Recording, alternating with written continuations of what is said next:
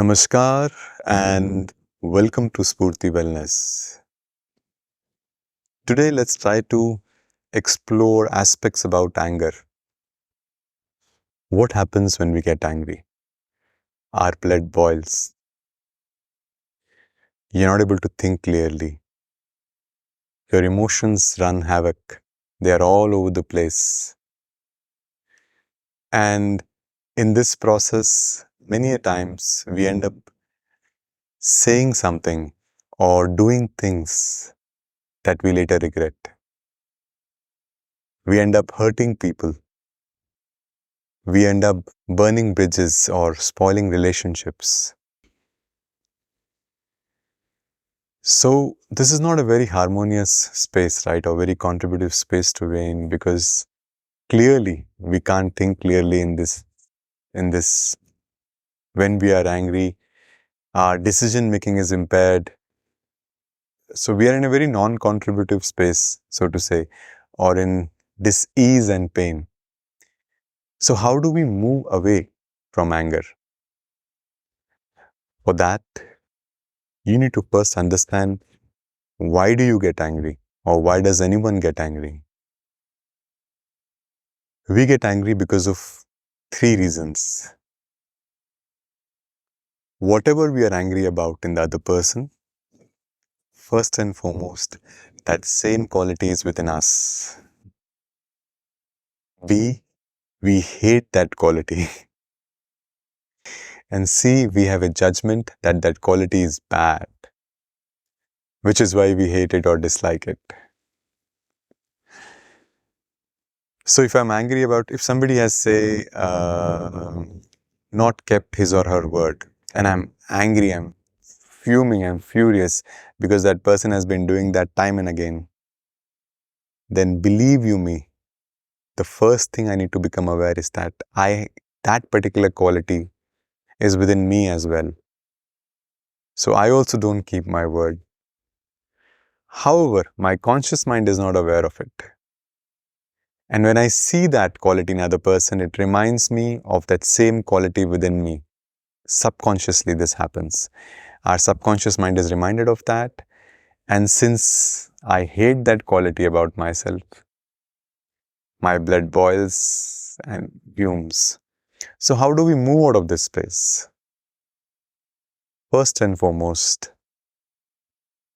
we need to let go of the judgment around it, that that particular quality is bad.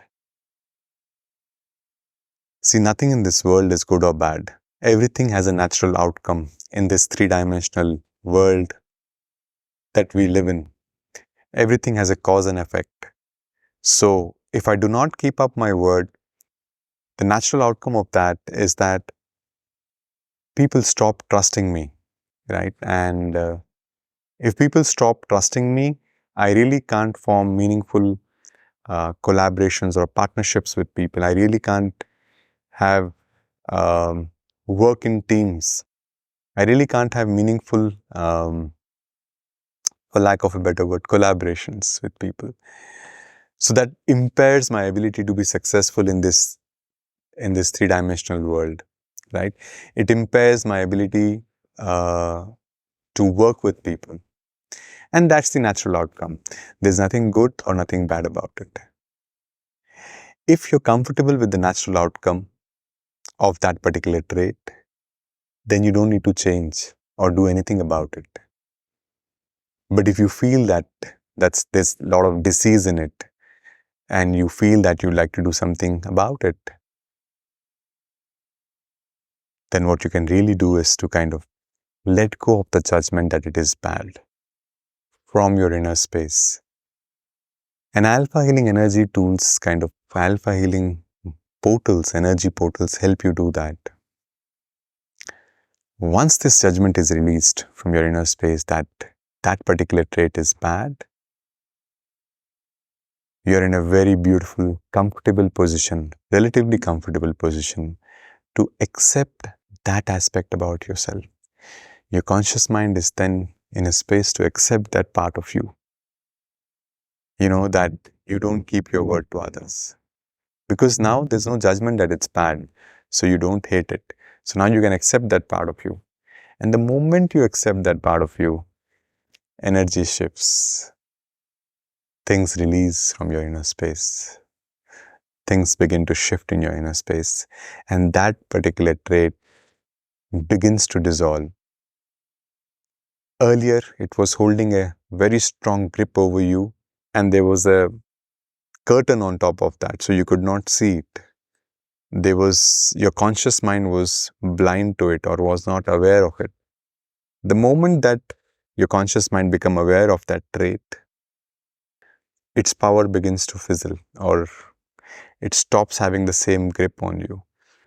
And the moment the judgment is released and you accept it fully, this particular trait dissolves completely. And when this particular trait dissolves and moves out of your inner space, is no more part of your inner space, even if you see it in others, there is no reaction of anger within you. It doesn't evoke any kind of anger or furious reaction within you, because it's not there within you, A. And B, even if you see it in another person, there's no judgment that it's bad. You just look at it in neutrality. There's a natural outcome to that, and that's about it. Nothing more than that. So this is how all of us can move away from anger. And this moving away is not a one-time, one-shot game. This is a lifelong journey. In fact, anger acts as your partner in the journey of self-awareness and self-discovery. Because with this knowledge, whenever we are angry, we first look at ourselves and see what is it within us? What is it that is making me angry? And then become aware that that particular thing is within us as well. So to that extent, anger becomes your partner rather than your enemy in your journey of self-awareness and self-discovery and releasing the non-contributive energies from your inner space and creating new versions and new avatars of your inner space. On this beautiful note, I wish you all the best, and may you work beautifully and continuously release things that are not contributive from your inner space and create new versions of your avatar which are closer to your natural state. Namaskar and God bless.